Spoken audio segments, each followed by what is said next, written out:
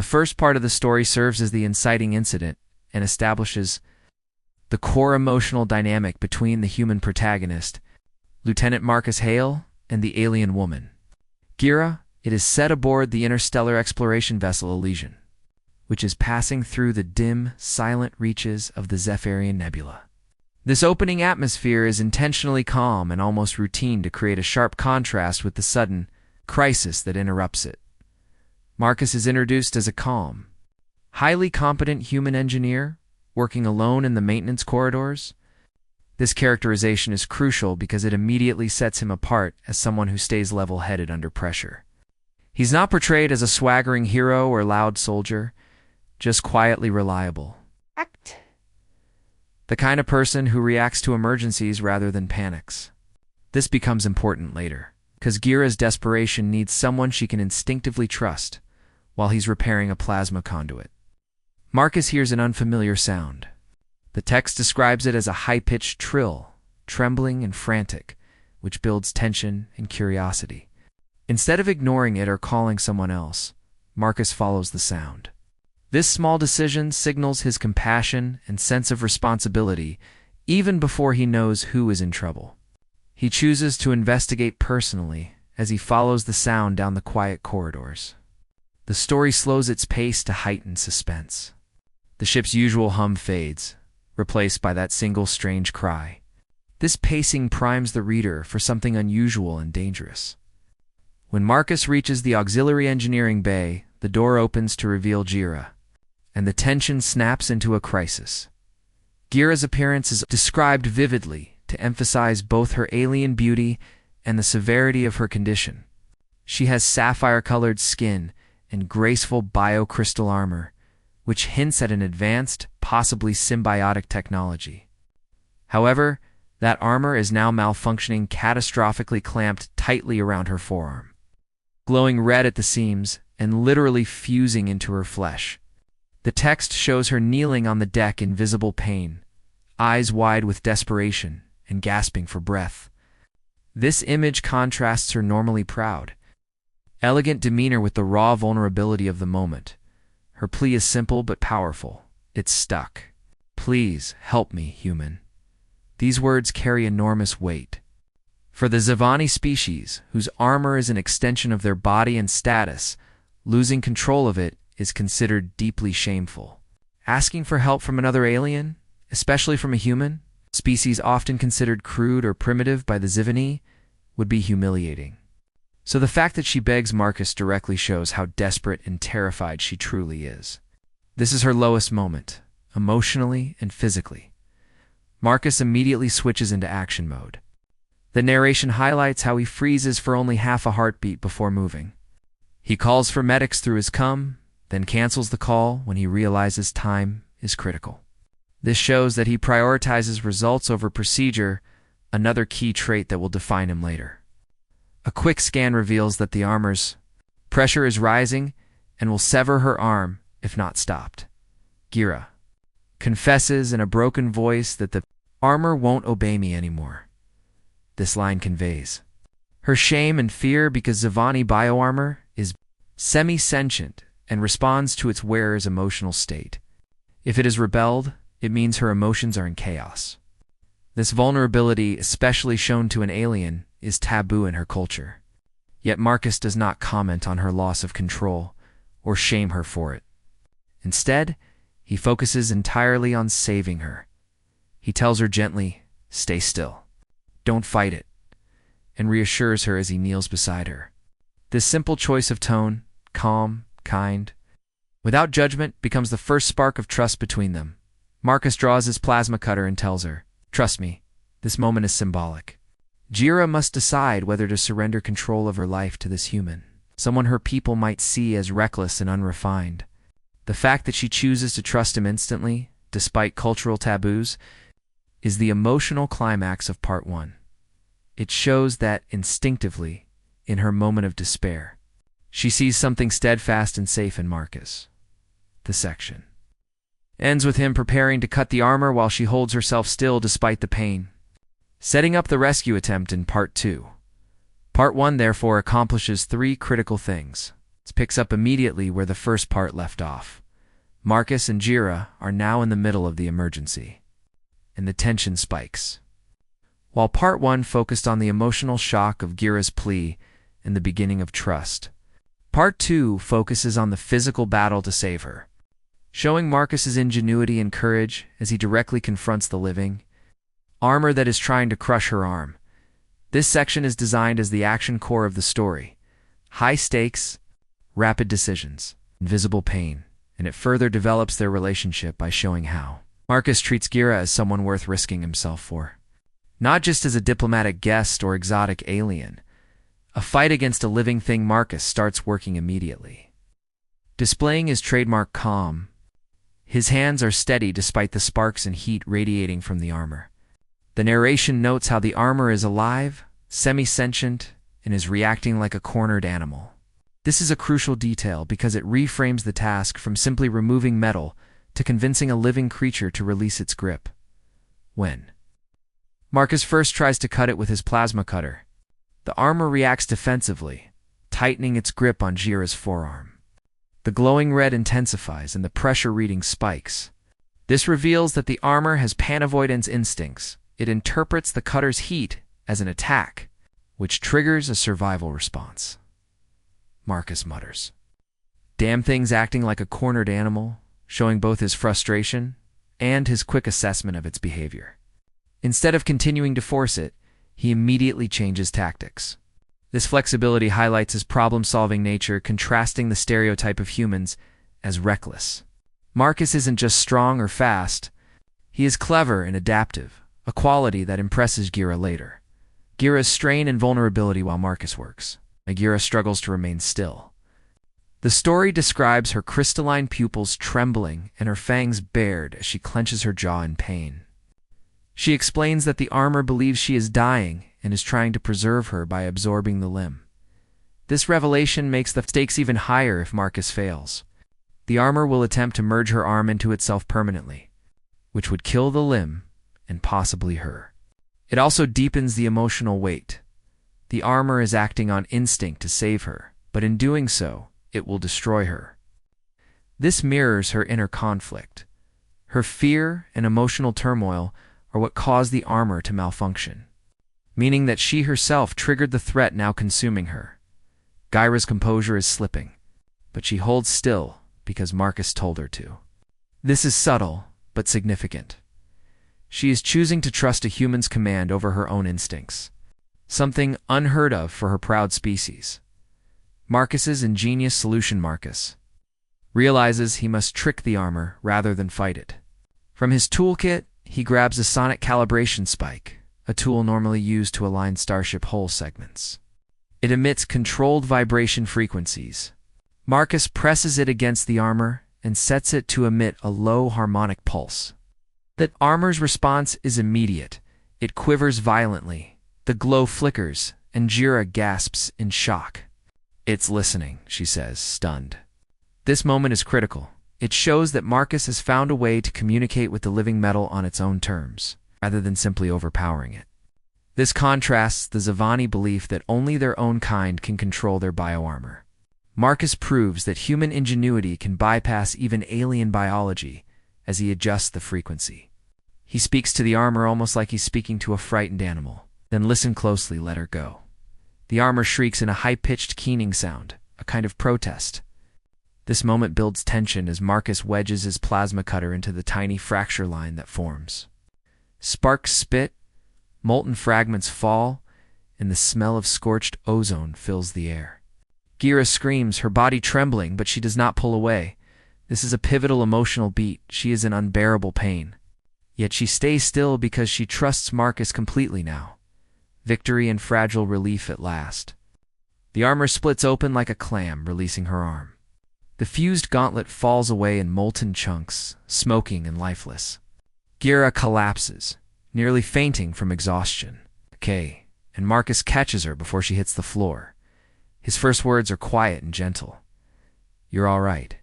It's off." These soft words mark the shift from crisis to safety. The tension breaks, replaced by fragile relief. Gira whispers, "You saved my arm. and my honor. That line is deeply meaningful. For a Zivani, losing control of their armor is humiliating. But having it removed by a human and surviving means, Marcus has restored her dignity as well as her body. Serves as the emotional aftermath of the life-or-death emergency from parts 1 and 2, while the first 2 parts were packed with urgency, danger, and physical struggle. Part 3 slows the pace down intentionally. This shift in tone allows the story to explore the emotional consequences of what happened, especially the impact of Gira showing vulnerability and Marcus's quiet heroism. It is here that the central theme of the story, trust between human and alien, solidifies. The crisis is over physically, but its cultural and psychological weight is just beginning to unfold. The medbay scene, healing body, and pride. The part begins in the medbay of the Elysian. Gira has been moved there after Marcus successfully freed her from the armor. Human doctors treat the burns and crushed tissue on her arm with regenerative gel. This detail is important because it reminds us how damaged she truly was. And it also reinforces how gentle and precise Marcus's actions were. He saved her arm when it could have been lost entirely. The medical team offers her sedation for the pain, but Gira refuses it. This small choice is loaded with meaning. Among her species, showing weakness is deeply shameful, especially after such a humiliating event. She wants to face the consequences with full clarity, even if it means enduring pain. This shows her pride and warrior-like discipline. But it also sets up a striking contrast. While she hides her pain from others, she does not hide it from Marcus. Her gaze keeps drifting to him as he stands silently at the foot of her bed. This constant eye contact demonstrates a subtle but profound shift. She has begun to anchor her emotional stability on him. The very human who just saw her at her lowest?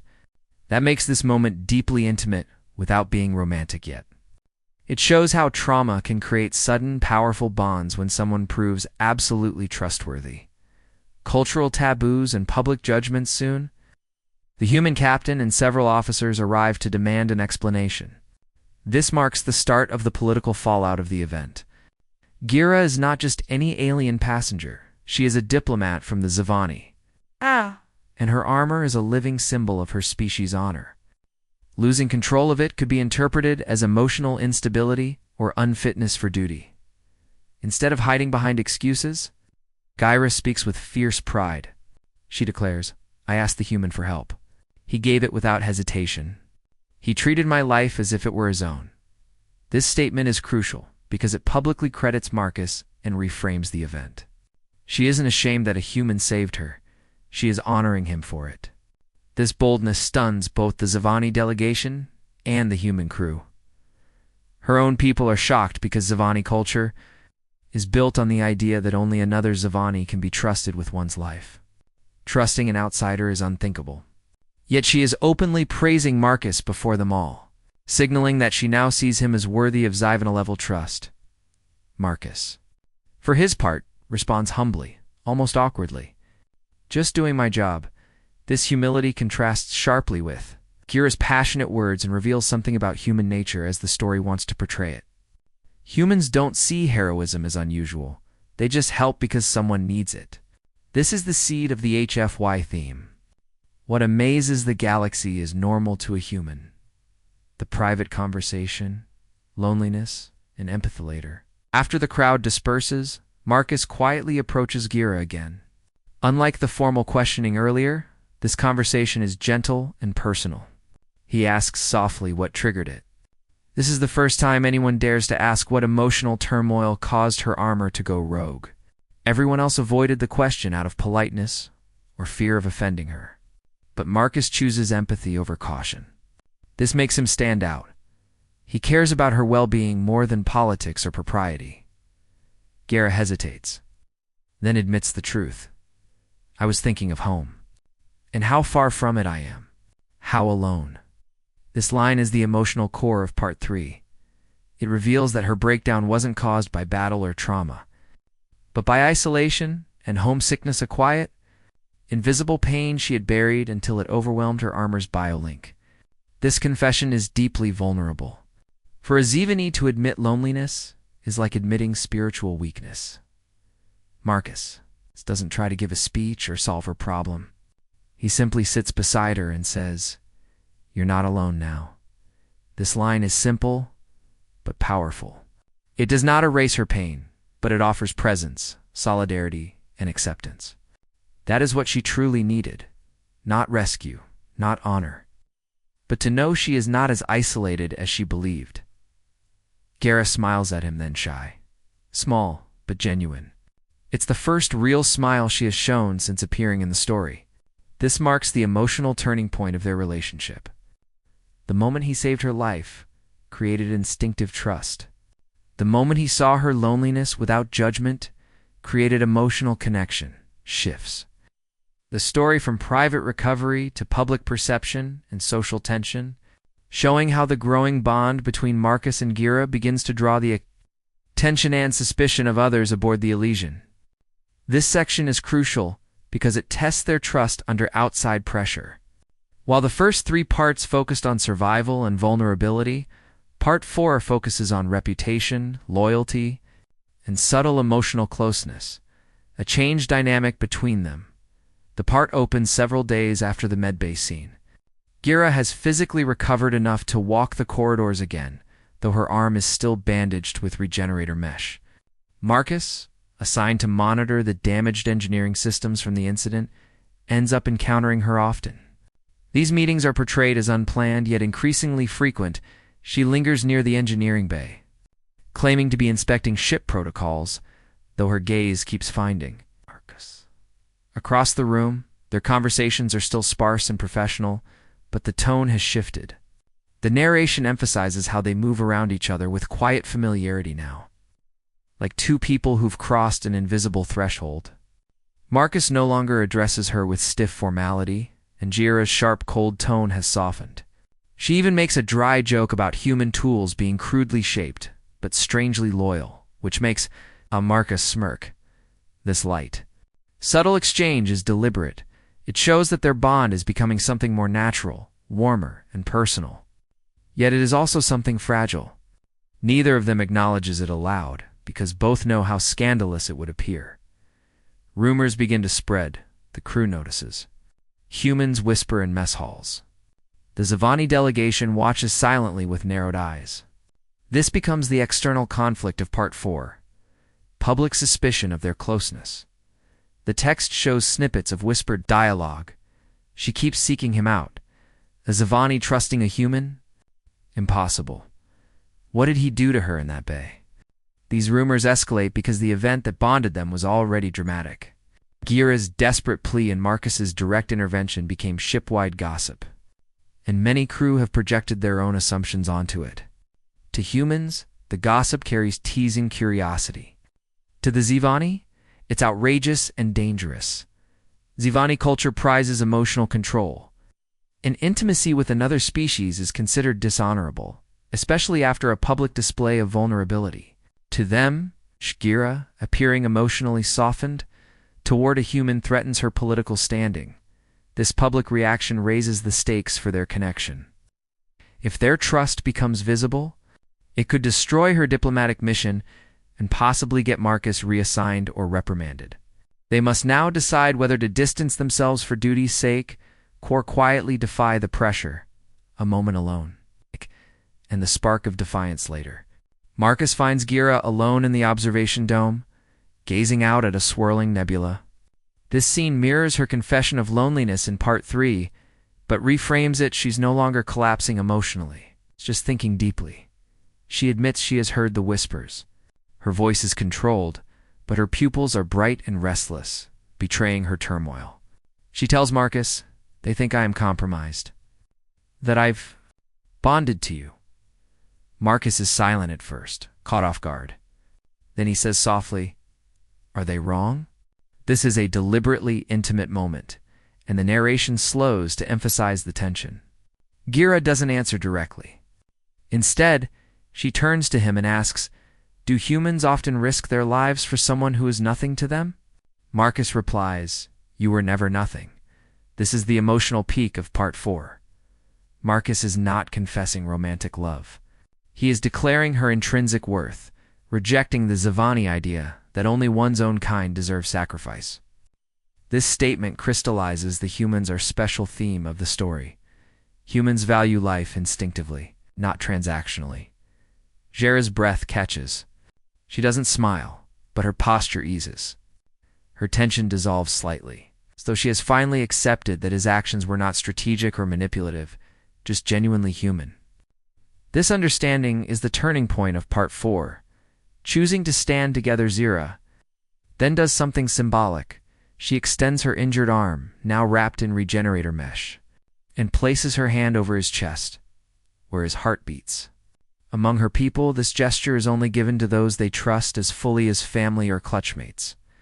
It is silent, private, and defiant, and she knows it could destroy her reputation if anyone saw. Marcus simply nods and places his hand over hers. No words. The moment is quiet, but it seals their decision. They will face the whispers together, regardless of the risk. Why this part matters. Part 4 accomplishes several critical things. Shows how their private bond has become public controversy, raising stakes. Reveals that Gira is willing to risk her honor to keep trusting Marcus. The atmosphere within the makeshift human infirmary, inside Outpost Theta, was thick with tension, as if the very walls held their breath. The air hummed faintly from the plasma heaters, casting soft ripples of warmth over the sterile metallic interior. Lyra lay on the diagnostic slab, her luminescent skin now dimmed to a pale, trembling glow. Every so often, a small tremor coursed through her body, sending cracks of light along her veins, like faint lightning under her skin.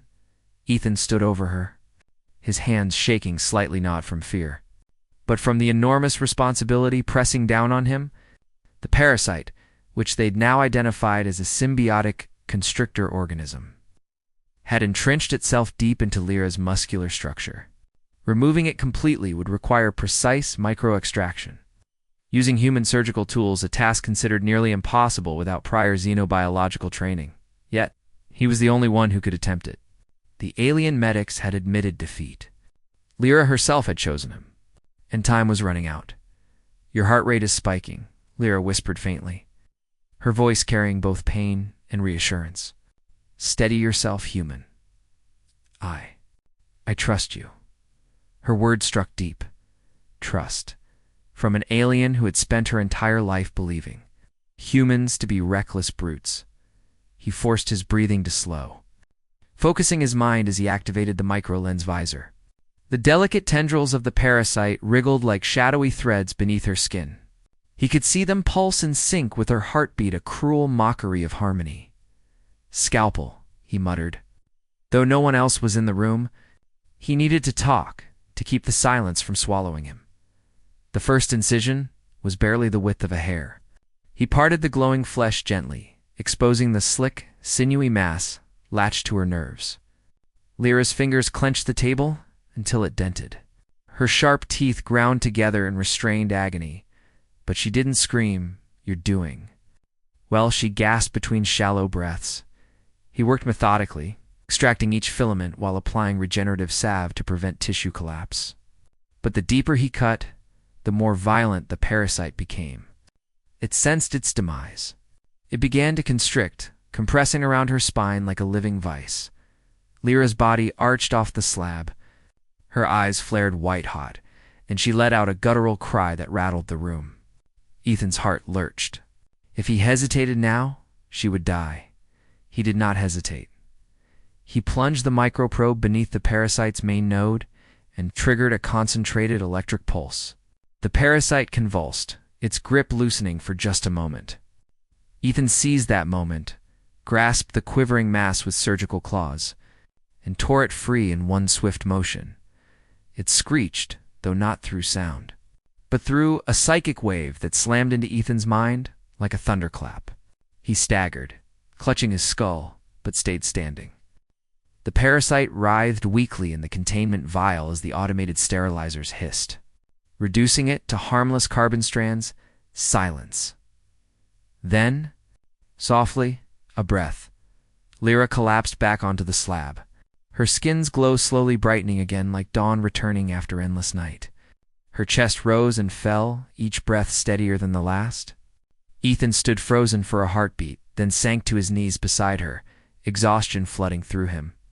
Her hand found his, It was trembling, weak, but warm. You saved me, she whispered, eyes half-lidded, yet shimmering with tears. No human, no one, has ever risked this much for me? Ethan smiled faintly, the tension melting from his face. Guess we humans like doing impossible things. There was a pause, a strange, beautiful stillness. Lyra slowly sat up, ignoring the remaining soreness, and touched her forehead to his, a gesture of profound gratitude among her kind. Ethan of Terra, she said softly. You are no longer just human to me, you are my bond. His heart thudded once, hard. He didn't fully understand what that meant, but he knew it mattered, as he helped her down from the slab. The door slid open to reveal her fellow Corians, watching in stunned silence. Their fierce eyes held something near-respect, even awe. Lyra looked back at them, still leaning on Ethan's arm. Remember this, she said, her voice regaining its strength. When you think humans are reckless, remember the one who reached into death itself for me. They bowed, and for the first time in her life, Lyra walked among her people, not as a distant warrior, but as someone who had chosen a human and survived.